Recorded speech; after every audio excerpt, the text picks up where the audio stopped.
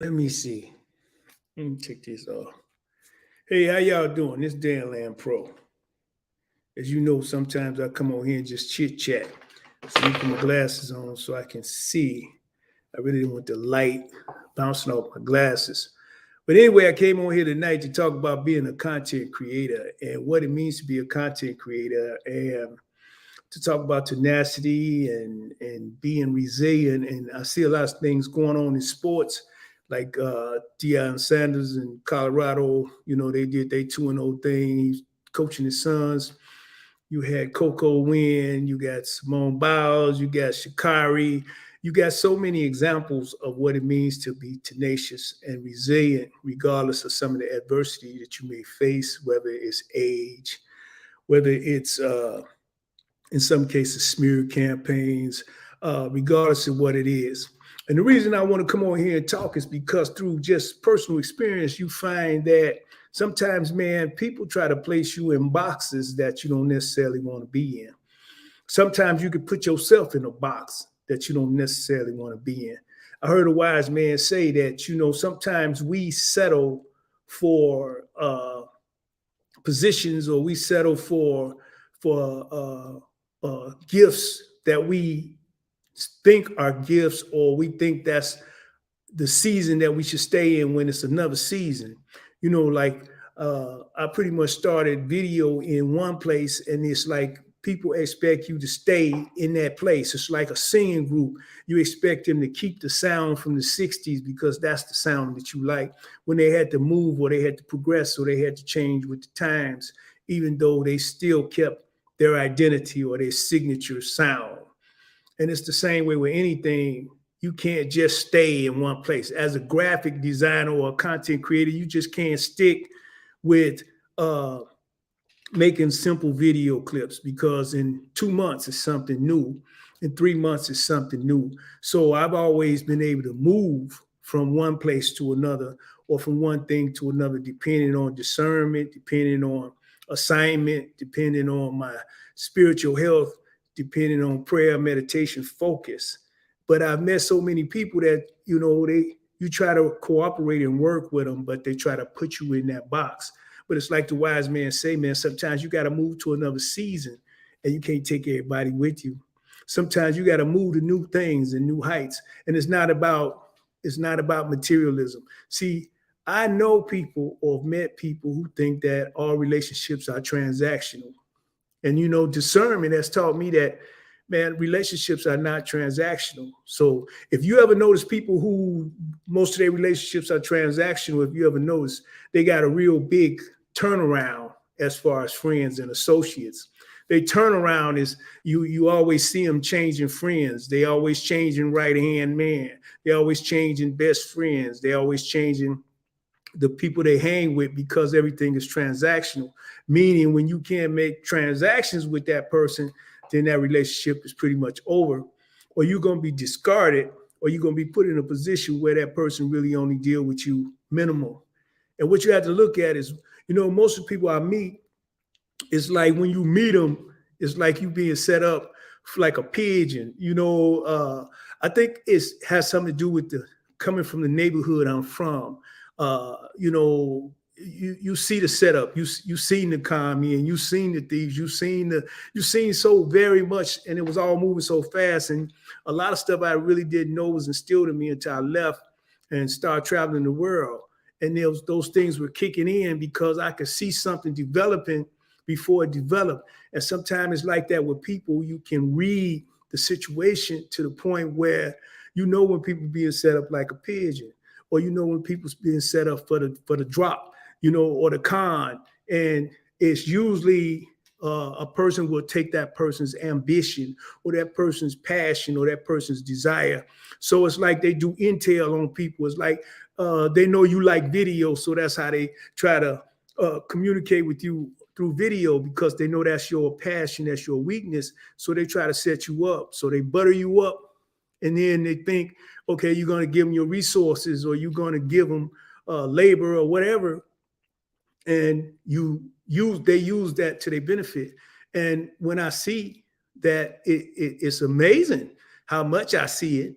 And sometimes, you being authentic person, you try to communicate with people and try to really not uh, interfere with people's hustles or interfere with people's game, but you try to pull people code as to, hey, this ain't even real right here.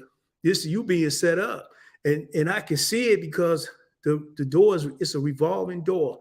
It's people coming, it's people going, and you sitting there chilling.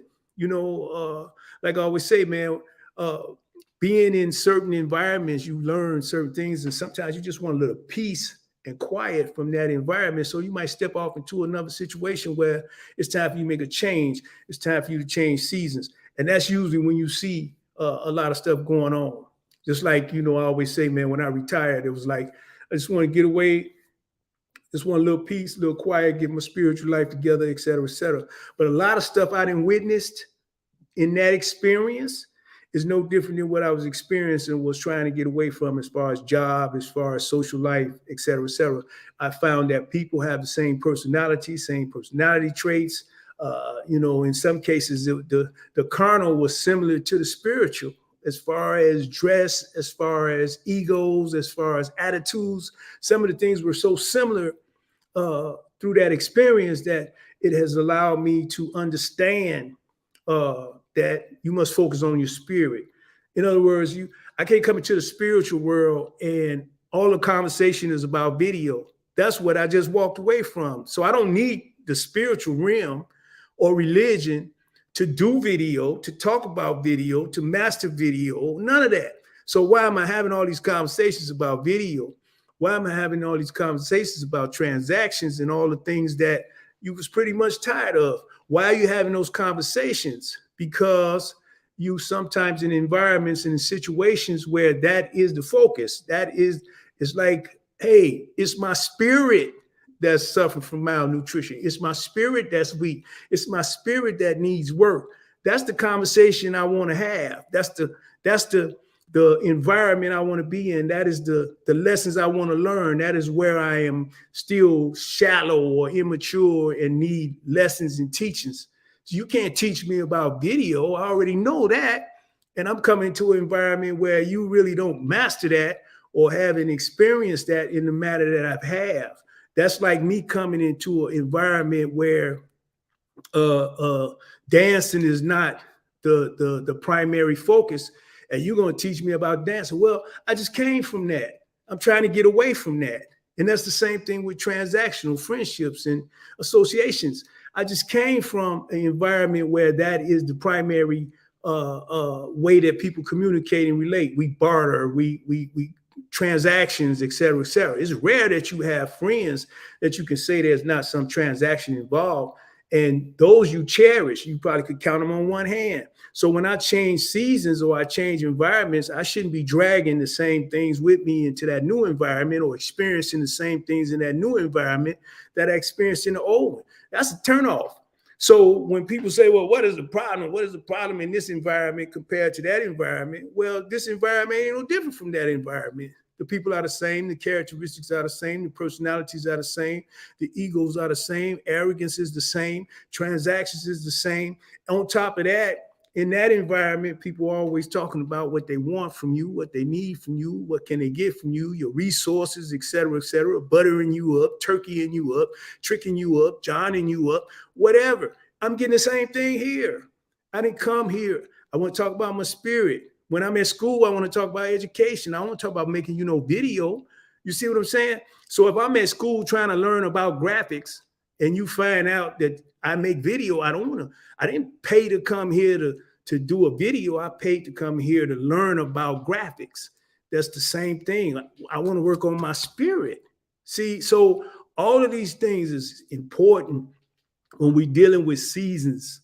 Sometimes we don't want to change seasons because we respond or react to the external forces that's coming against us. So that's what tenacity and those things are really resilience. That's what those things are about to me. You have to stand firm. You have to be authentic because people don't like change. And sometimes they don't like the change in you.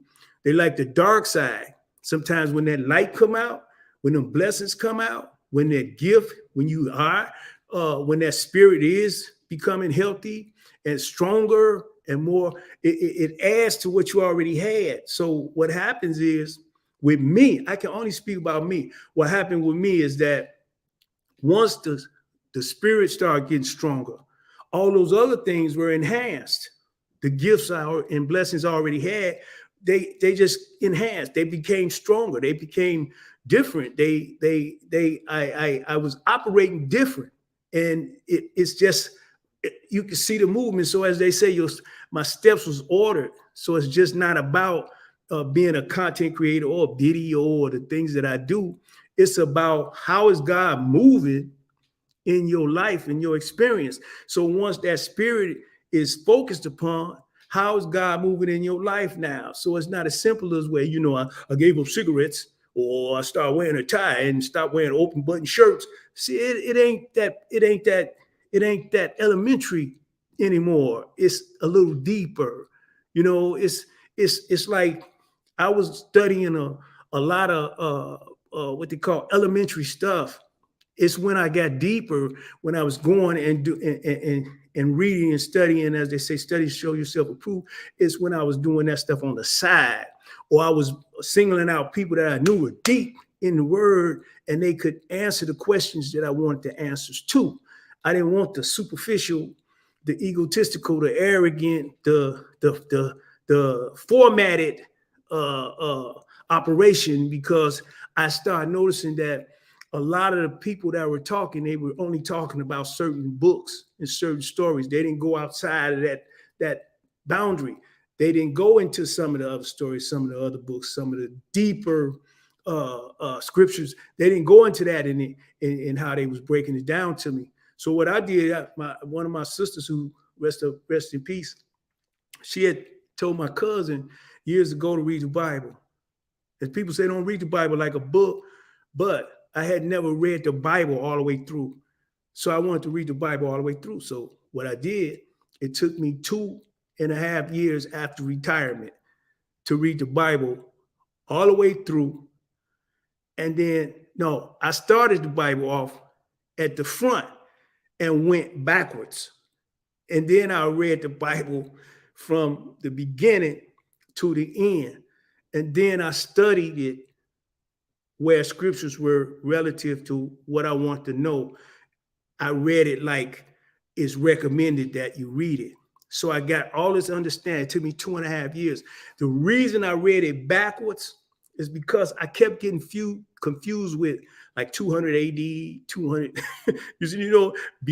BD, I was seeing those years, so I wanted to understand it properly.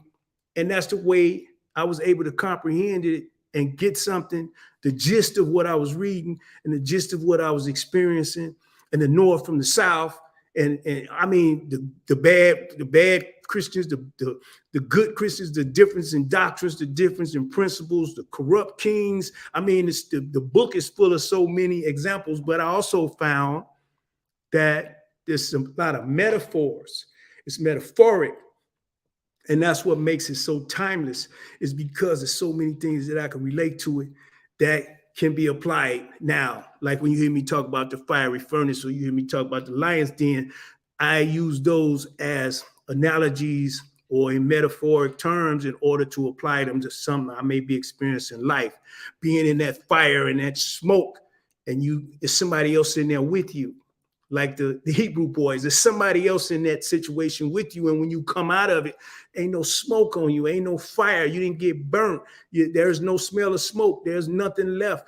All it is a blessing afterwards. Same with the lion's den. So this is how study was allowing me to apply this. Now, I'm not saying that you got to apply it the way I apply it or believe what I believe. I'm just sharing my experience with you in my quick talk. So all these things was relevant to my spiritual growth, my spiritual health. That don't mean that I'm where I want to be. I'm just sharing with you the experience, and how having that experience and applying it in relationship to my gifts and talents, as far as the things that I was already doing in life, it enhanced it. It became a blessing opposed to just doing something or just existing or just a title or profession or career. It enhanced it and led into so many other areas. And it's like magic, because it was like stuff that I had been reading. Like I'm a Adobe enthusiast as far as Photoshop, After Effects, Premiere, and Audition, so many new things that even now, Adobe Express. I mean, I can go down the list. We got stuff I've been meaning to share with you, like text-based editing. We got AI. All these things that I have been character animator. All these things I have been reading and touching upon that never came clear until that spirit was in check. When that spirit was in check, I went back to the same stuff that I had been reading and dipping and dabbing in.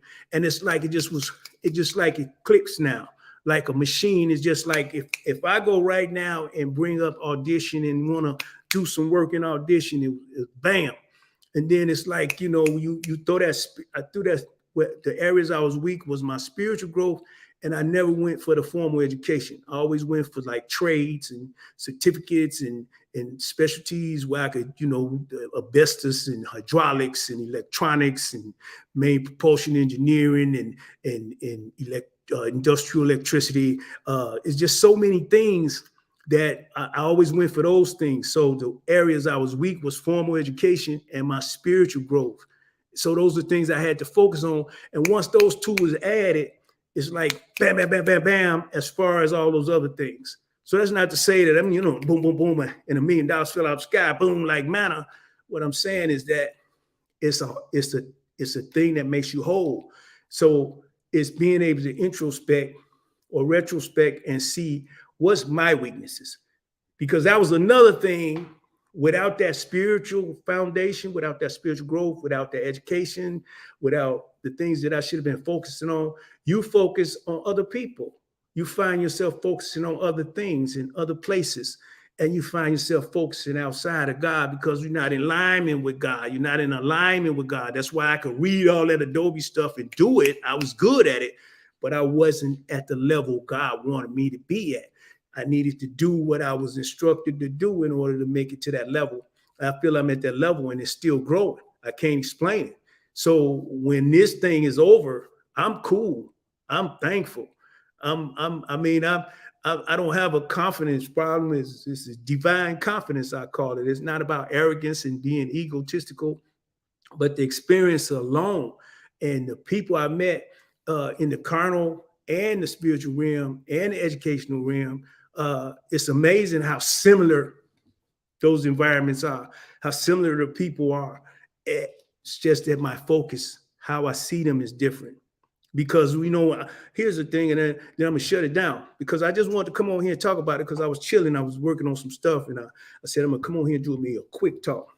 Here's the thing that I noticed. My initial reaction to a lot of people was argumentative, combative.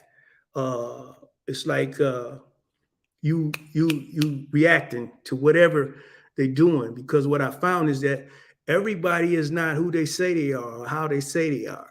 And sometimes if you look at the characteristics, like they point out, are those the characteristics of your father, or are those the characteristics of the liar?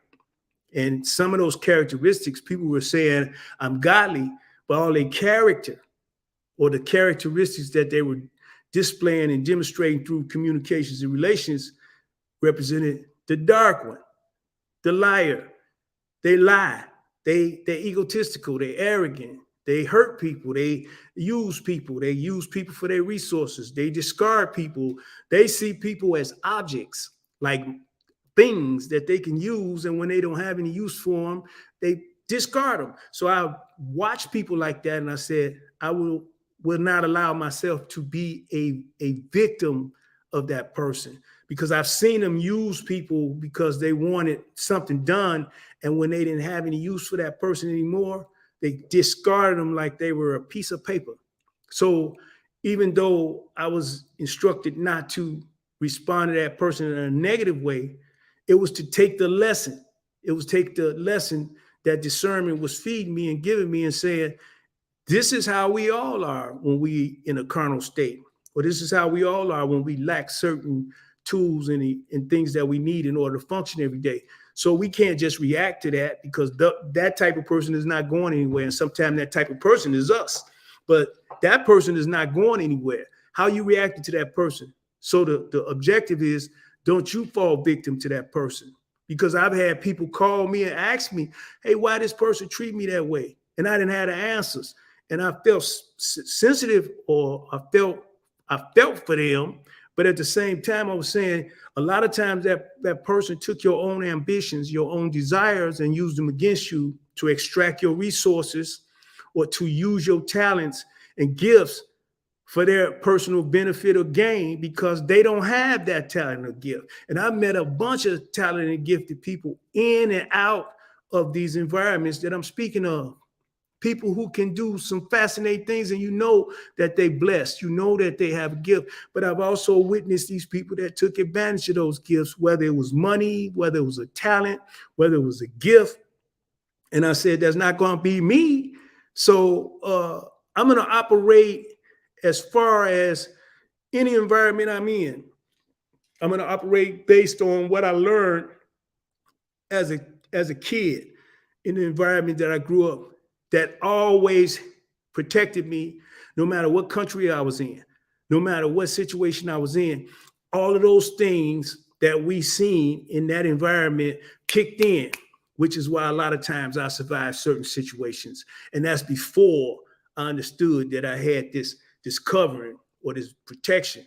I'm saying those things kicked in a lot of instances saved my life. So it's the same thing when I'm in certain environments, when we're dealing with things lesser than the threat of life or danger, or being hurt, seriously hurt, or if not killed.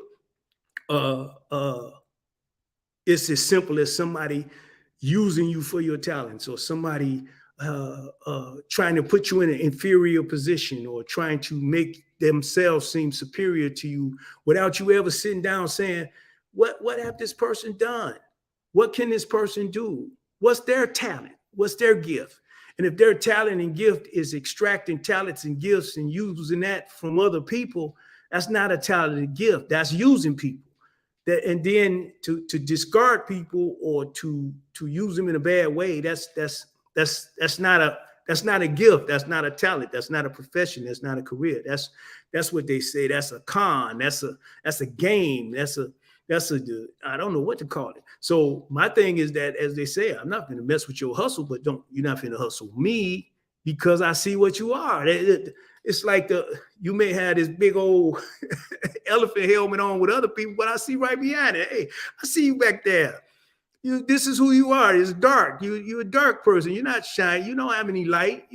I mean, to be, I guess, in relationships where people actually call you after they be hurt, and they say, why such and such do this, why such and such do that, and I'm like, this is a dark person. I mean, they're not a bad person. That's just who they are, and it's not up to me to know whether you see it or not. But look at all the other people that came before you. They buttered them up just like you. They put them on a pedestal. They butter them up. And it's like a turkey. It's like watching Thanksgiving. It's like, how they put that stuff, that dressing up in that turkey. It's like, you man, and you smiling and grinning, Jack. You don't know. 5 o'clock, you on the table, man. They finna put some cranberry sauce around you. They finna do all that. And then they be shining because you, like I say, your ambitions and your desires, you pumped up off your own stuff. That person just used that. They just used and weaponized that. They weaponize your own ambitions and talents and gifts and resources against you. And then they used it for their personal gain. And when you got wise, see, if you notice, it's when you confronted them. It's when you sat down and said, hey, the gig is up. This is what you running on me. This is a game you running on me. Guess what they did? A conversation was short, wasn't it? If you got a conversation, you ain't get no closure either.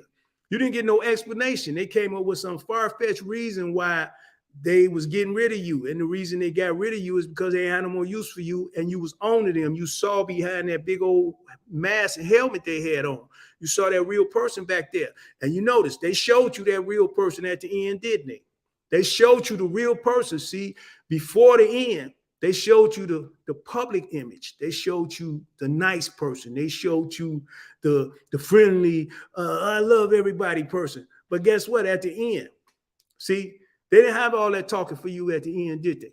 They didn't have no conversation for you. They ain't had no explanation for you. It's just, I'm through with you. That's it. Throwed you in the thing like old foul. And you felt that and it hurt. And they didn't give you no closure. And you ain't never going to get no closure because they don't get closure because they don't want nobody to know how they are. The thing is that you got to remember they've been doing that for years. See, that's why revenge ain't the thing. Don't try to get no revenge. Don't try to come get them. I'm going to get so-and-so back, all that old stupid stuff. No, man, they've been doing that for years. Like I tell some people sometimes when they talk to me about the dark one. Dark one been doing that for millions of years. You only been here a couple of decades. The dark one good at that. And they work for the dark one because they dark. Look at their behavior. You don't try to get them back. Don't try to get no closure. Just understand what happened and move on. And then, because you're going to meet somebody else like that. You're going to meet another person like that for real. And how you react is up to you. How you respond is up to us. But they can't be your main focus because you got to heal from that. Because that's like a scar. And we all got scars. We all got pains. Some we received, some we gave. But you got to move on. Whatever it is, when you move on, it ain't so bad. So I just sit sometime, I'll be like, this is a clown show. In certain environments, I'm like, this is a clown show. I know one person, when I'm in a room with them, I don't care what room I'm in with them. They can't nobody else talk. Ain't nobody else got a view. Ain't nobody else got an opinion. Ain't nobody else got an idea. Ain't nobody else got a principle. Don't nobody else know God. Don't nobody else know the janitor. Don't nobody know nothing but that person. You know what I do? I kick back and let them talk till I had enough. And I either leave the room and won't come back to the room if they in it talking. It's that simple. So it's no reaction like, hey, shut up, don't do that. You dominate the room, blah, blah, blah, all the stuff I used to do. Like, what's your problem, man? Everybody else need to get a chance to, you be all riled up. They controlling you.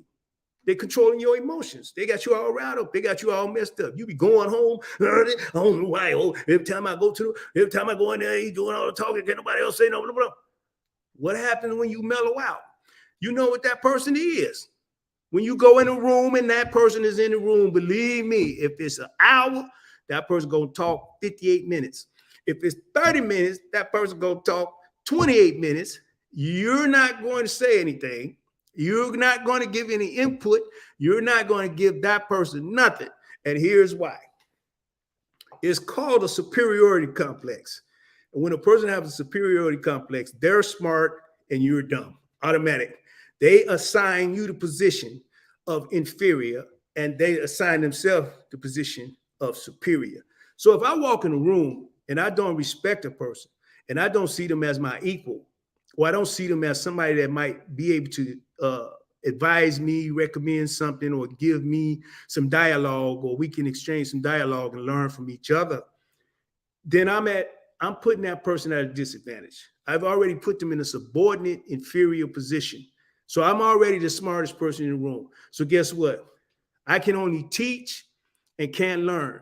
And if you really look at people like that and stop reacting to them and respond to them, you'll see they can't learn anything because you can't tell them anything. They can't be wrong. They can't make a mistake. They've created their own false reality of who they are and who you are. And it's up to you whether you accept that position or not. Whether if you sit there and tell yourself, yeah, they superior and I'm inferior. Yeah, that's a fool's paradise. You know what I'm saying? You're superior and I'm inferior. Tell me more. So I'm going to be a sounding board every time I'm in the room with you. I don't have any views. I don't have any opinions. I just got, I'm just here to listen to you. This is going to be my life. Listen to you. So don't go to the room. Don't go in the room when they're in the room. Hey, come in the room. So-and-so speaking. That's all right. I'm going over here where people respect each other. Everybody get a chance to talk. Everybody get a chance to express their views and opinions, whether they agree or disagree. They still respect each other and don't see each other as inferior or superior, but see each other as people that can capable of having dialogue. So all these things, you just have to learn as you live. So I'm going to shut this down because this is supposed to be a quick talk, and my quick talks always turn long talks because I be trying to get everything out at one time. But as you see, I'm content creator. Danland Pro, I bring you whatever it is that's in my heart or whatever it is that I'm experiencing and want to share or testify to at that time. Hey, stay tuned. Make sure you go over to youtube.com, Danland Pro, and hit that subscribe button. Till next time, peace.